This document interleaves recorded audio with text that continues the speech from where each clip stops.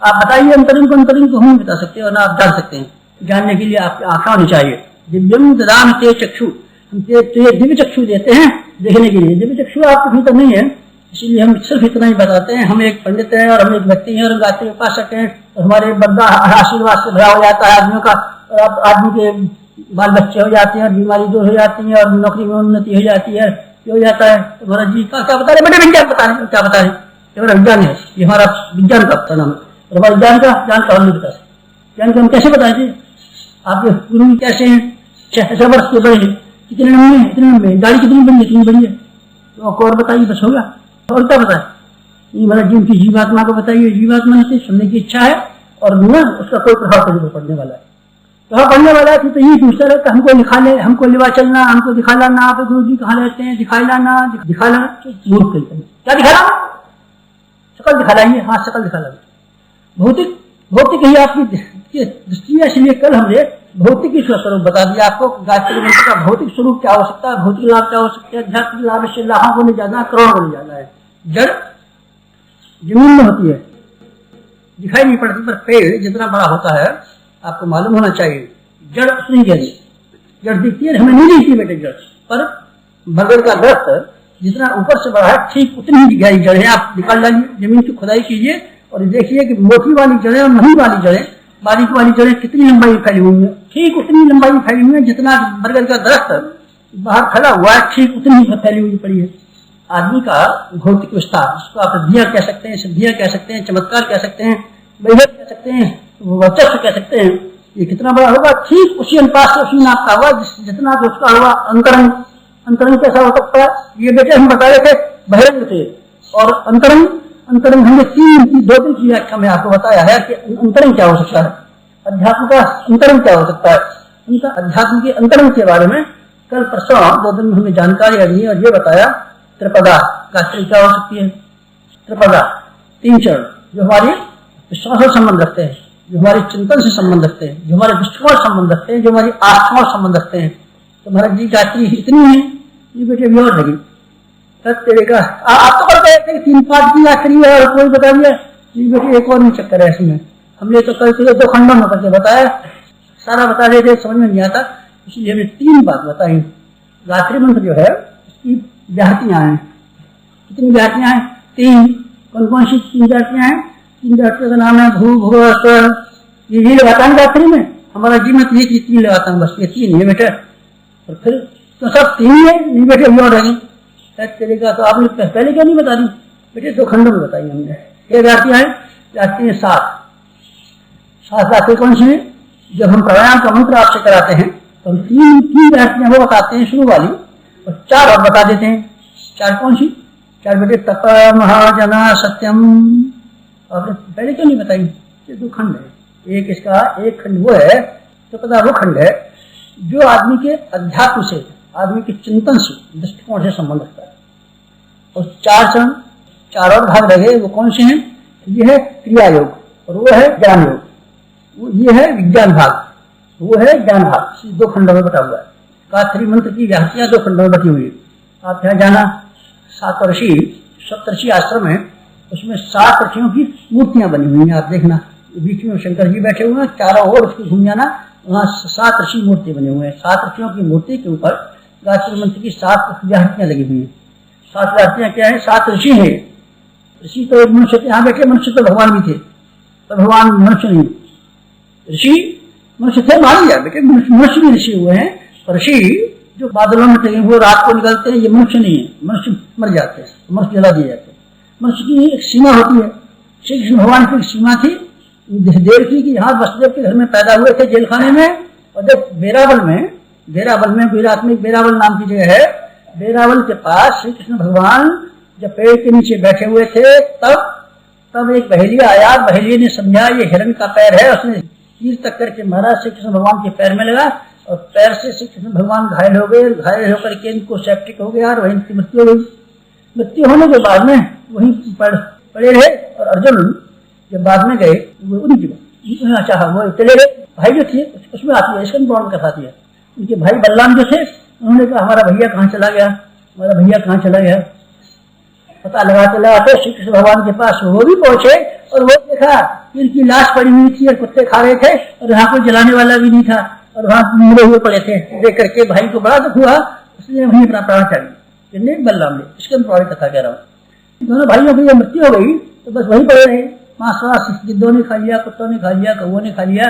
और अर्जुन को जब ये पता चला श्री कृष्ण भगवान का क्या हुआ तो वो तलाश करने के लिए गए हैं। इसके पुराण की कथा के मुताबिक उन्होंने दोनों भाइयों की हड्डियों को इकट्ठा करके उनका दाहकरण किया है, संस्कार किया है, श्राद्ध किया है, तर्पण किया है। श्री कृष्ण भगवान क्या हुए? मर गए। तो महाराज जी मर गए भगवान? हाँ मर गए भगवान। शरीरधारी सब मरे हैं, सबको मरना पड़ेगा।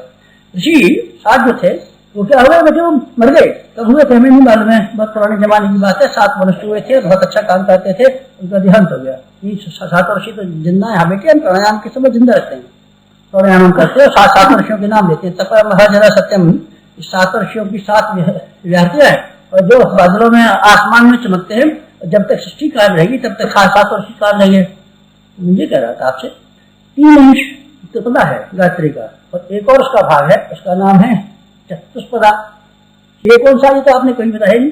जैसे ये चतुष्पदा जो है विश्वामित्र कल्प नाम का एक ग्रंथ है, बड़ा कठिन ग्रंथ है विश्वामित्र कल्प। विश्वामित्र कल्प एक ग्रंथ है, उसमें क्या है? चतुष्पदा गायत्री का तांत्रिक प्रयोग लिखे हुए हैं। तांत्रिक प्रयोग का वर्णन विश्वामित्र कल्प में आता है। विश्वामित्र कल्प में आता है, उसमें 4 चरण भी दिए गए हैं। 4 चरण 4 कौन से दिए गए हैं? जो तांत्रिक उपासना में काम आता है। चौथा वाला चरण परो रजसे साबदो, ये प्रचोदयात के बाद चौथा चरण लगाया जाता है। तो महाराज जी चतुष्पदी गायत्री दक्षिण मार्ग में भी है, दक्षिण मार्ग में भी है। ओम भूर्भुवस्सुः ये इसका भाग है शीर्ष 3 चरण जिसको हमने कल कहा था आपसे त्रिपदा। चतुष्पदी इसलिए है, एक भाग इसका भूर्भुवस्सुः वाला शीर्ष के बिना गायत्री मंत्र का जप नहीं हो सकता। इसलिए 1 चरण हुआ, 3 चरण हुए, इसलिए 4 टांग वाली हो गई। अरे कल तक 3 टांग वाली थी, आज 4 हो गई। अब देखिए आज 4 हो गई, हमने एक और टांग लगवा ली है। इसलिए वो 3 टांग वाली को चलने में दिक्कत पड़ती थी। गायत्री माता ने कहा गुरु जी हमको तो 3 टांग में बहुत परेशानी पड़ती है, तो हमने प्लास्टिक की टांग लगवा दी। अरे महाराज जी आप क्या बात कहते हैं? बेटा हम ऐसी बात कहते हैं गायत्री के 5 मुंह के 1 मुंह, तू कहे कितने बना रहे? 1 मुंह वाली, हमारे तो 1 मुंह है। तो हम लोग हमारी माँ है तो 1 मुंह होना चाहिए। आप तो 5 मुख वाली बना दीजिए, 5 मुख वाली बना देंगे, हमें क्या दिक्कत पड़ती है? 7 मुख वाले वाले, अच्छा 7 मुख वाले। ये 5 मुख में पंडितों में झगड़ा पड़ता है। कोई पंडित कहता है 5 मुख की है, कोई कहता है 1 मुख की है। गुरु जी कितनी? अच्छा अब की बार हम गायत्री बनाएंगे, कितने मुख बना दो? 7 मुख बना दो। वाले का झगड़ा ना उनका झगड़ा, दोनों को काट देंगे, 30 और बना देंगे। ऐसी बन सकते हैं, बन सकते हैं। वास्तव में अलंकार है, अलंकार है। किसी ही शक्ति विशेष की व्याख्या करने के लिए तरह तरह के अलंकार हम बना देते हैं। कभी 5 मुख भी बना देते हैं, कभी 1 मुख भी बना देते हैं। तो कहे जितने मुख भी बना दें महाराज जी, 11 मुख की बना देंगे, 11 मुख की बना देंगे, पर वो रावण की बड़ी बहन हो जाएगी। बेकार की बकबक 11 मुख की है, 5 मुख की और 1 मुख की, फलाने मुख की, ढकाने मुख की। बेटा कोई मुख नहीं है, गायत्री शक्ति है, इसको रूहानी अध्यात्म शक्ति कहते हैं। इसकी तरह तरीके से वेचना व्याख्या करने के लिए अलंकारिक रूप से हम शक्लें बना देते हैं। कुछ शक्ल नहीं है उसकी, शक्तियों की शक्ल नहीं होती। प्रेम की कोई शक्ल नहीं, दया की कोई शक्ल नहीं, करुणा की कोई शक्ल नहीं है, सत्य की कोई शक्ल नहीं है, आदर्श की कोई शक्ल नहीं है, उत्कृष्टता की कोई शक्ल नहीं है। क्या शक्ल हो सकती है? इंसान की शक्ल हम बना देंगे। शक्ल देखना चाहता हो तो शक्ल भी बना सकते हैं। ये बच्चे की तरह समझाने के लिए, ये बच्चों को समझाने की बात है। वास्तव में कोई शक्ल नहीं है। ये क्या है? ये है बेटे आस्था और ये है विश्वास। तो अब मैं क्या कह रहा था, अब मैं आपको नया अध्याय शुरू करता हूँ। ये अध्याय कहता हूँ कि 4 चरण वाली गायत्री क्या होनी चाहिए। 4 चरण जो गायत्री के बाकी रह गए वो क्या हो सकते हैं? क्योंकि ये है इसका क्रिया पक्ष। क्रिया पक्ष क्या है? गायत्री में, गायत्री के बारे में मैं कल और परसों 2 दिन में ये समझाता रहा, केवल उसकी विचार पक्ष समझाता रहा, भाव पक्ष समझाता रहा, मैंने क्रिया पक्ष नहीं समझाया। कल मैंने क्रिया नहीं समझाया, जब कैसे करना चाहिए बेटे मैंने कल नहीं बताया, भजन कैसे करना चाहिए ये नहीं बताया मैंने।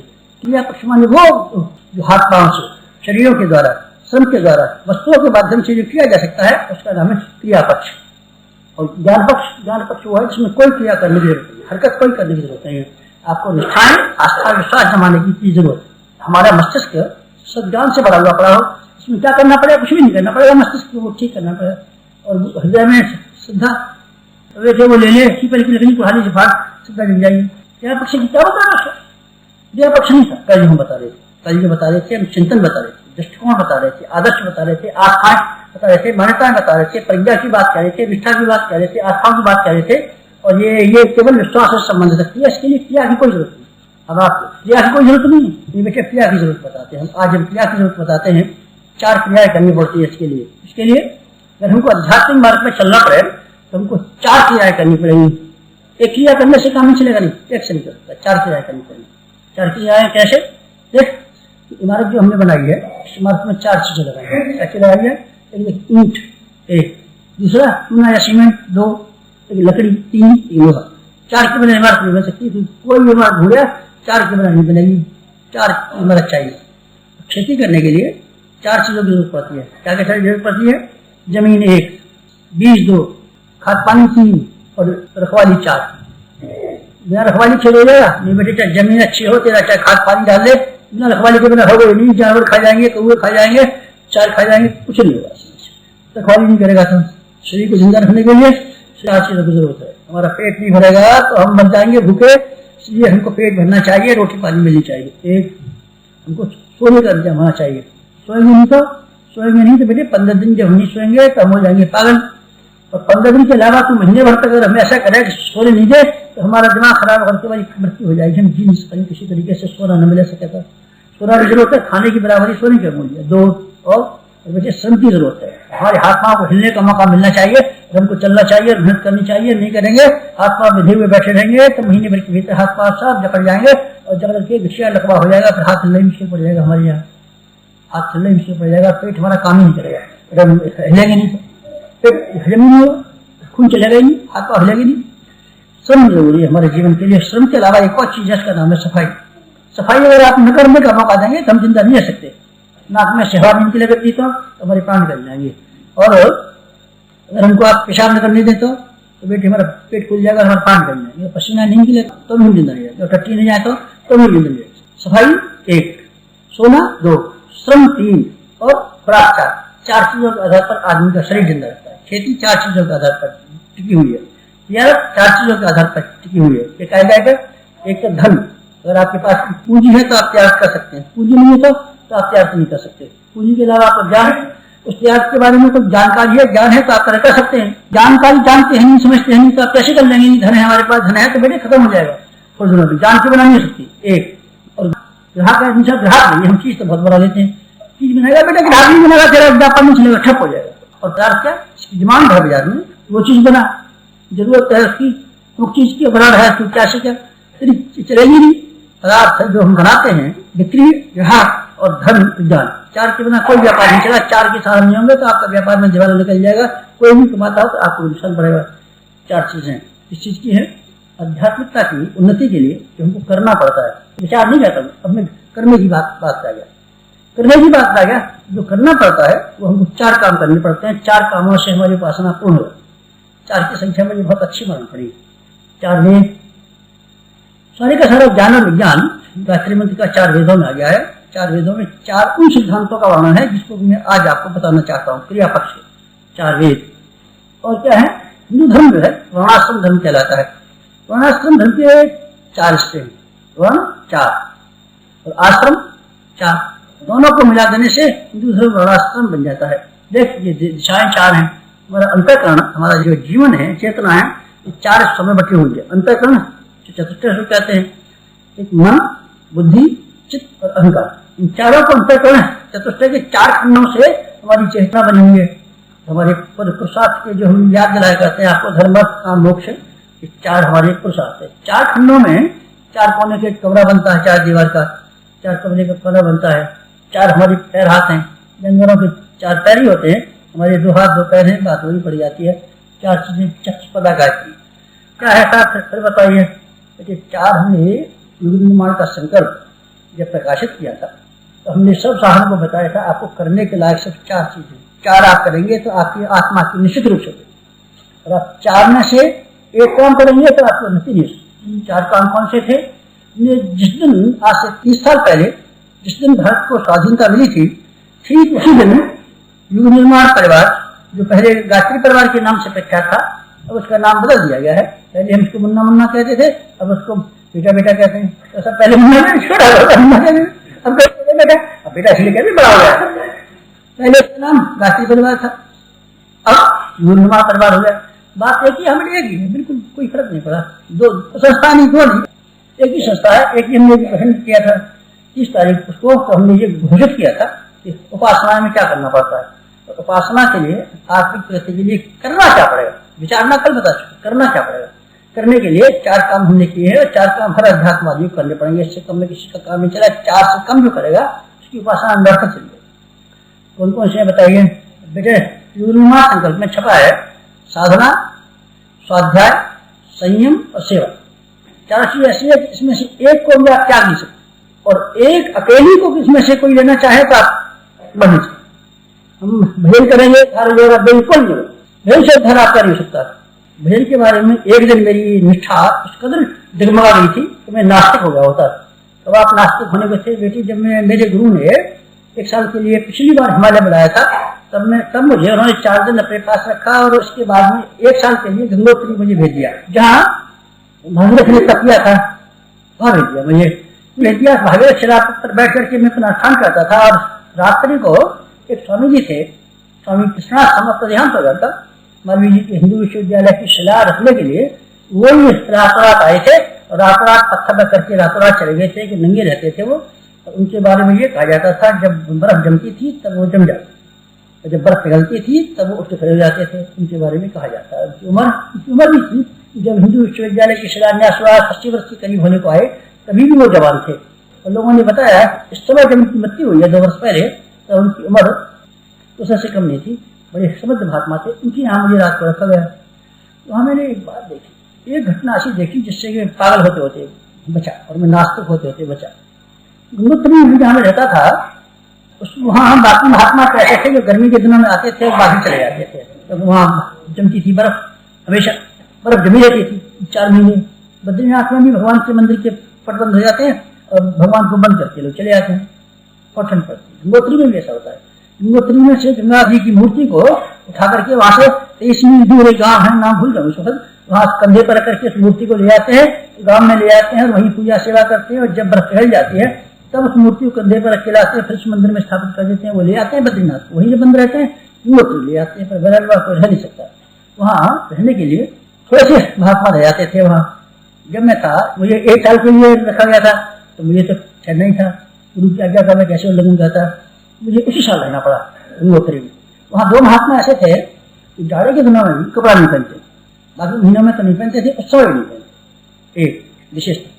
और उनकी एक और विशेषता थी कि वो 2 महात्मा जिनके बारे में मैं जिक्र करने वाला हूँ, दोनों ही महात्मा मौन रहते थे, बोलते नहीं, नंगे रहते थे। एक मौन रहते थे। 2 प्रातःकाल होकर गंगा जी में स्नान करते थे। 3 और भगवान का जप करते रहते थे, भेद करते थे। दूसरा कुछ काम नहीं था। जब कभी हम उनकी गुफा में गए, देखने के लिए झोंपड़ी में गए, तो हमेशा हमको भेद करते मिले।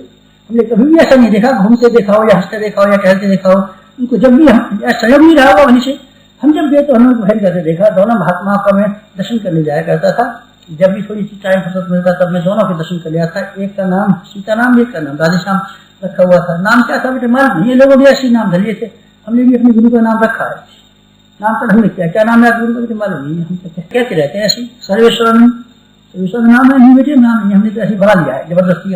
ये नाम मेरे नाम है, मालूम ही नहीं क्या नाम, हमसे तुमने आज तक बोले नहीं, हमने ये पूछा नहीं आप कहाँ के रहने वाले हैं, आपका बिरादरी है, मालूम नहीं कौन लोग है, मालूम नहीं बेटे कौन लोग है, नाम हमें क्या पता चलता है। इस तरीके से 2 महात्मा को सीताराम और राधेश्याम कहते थे। उनकी विशेषता थी, जो घटना मैं आपको सुनाने वाला हूँ, ये घटना हुई कि जब बर्फ पिघल गई तो वो लोग क्या करते थे, उन दोनों की झोंपड़ियों के बीच में मुश्किल से इतनी जगह रही होगी जितना को ये शांति कुंज की अगली वाली इमारत से लेकर के स्टेज इतनी बीच में जगह थी, गवर्नमेंट की थी, उनकी नहीं।